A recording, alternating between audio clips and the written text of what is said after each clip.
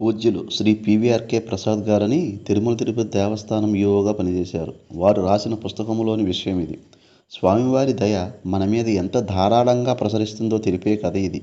కర్ణాటక రాష్ట్రానికి చెందిన స్వామివారి ఒక పరమ భక్తుడు తన బిడ్డకు పెళ్లి చేశాడు. తన బిడ్డను, అల్లుడిని తీసుకుని అలాగే పెళ్లి బట్టలతో స్వామివారి దర్శనం చేసుకోవడానికి వచ్చాడు. వచ్చిన వారు కారులోనే వచ్చారు. అలిపిరి దగ్గరకు వచ్చే సమయానికి రాత్రి 10 అవుతుంది. అలిపిరి దగ్గర గేటు మూసే వేళ అయింది. అక్కడ గేటు దగ్గర చెప్పారు, అయ్యా గేటు మూసేస్తున్నాం, మీ వెనకాలకి ఎటువంటి వాహనాలు రావు, చాలా జాగ్రత్తగా వెళ్ళండి అని. నిజానికి వారు అలా చెప్పాల్సిన అవసరం లేదు, కానీ స్వామివారు చెప్పించారు. గోవిందా గోవిందా అనుకుంటూ కారు కొండపైకి బయలుదేరింది. ఓ 4-5 కిలోమీటర్ల దూరం వెళ్ళేసరికి ఇంజిన్ ట్రబుల్ ఇచ్చి కారు ఆగిపోయింది.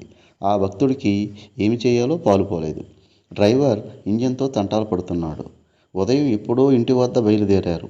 స్వామి దర్శనం తర్వాత భోజనం చేద్దామని ఎక్కడా ఏమీ తినలేదు. సహాయం కోసం వెనకాల వచ్చేవారెవరూ లేరు. కారు చూస్తే కదిలే పరిస్థితి లేదు. కూతురు, అల్లుడు మొహాలు చూస్తే చాలా నీరసంగా కనిపిస్తున్నాయి. టైం చూస్తే దగ్గర రాత్రి 11 కావస్తుంది. ఇంకో అరగంట ఆగితే గుడి మూసేస్తారు. సహాయం చేయడానికి ఎవరూ వచ్చే అవకాశం లేదు.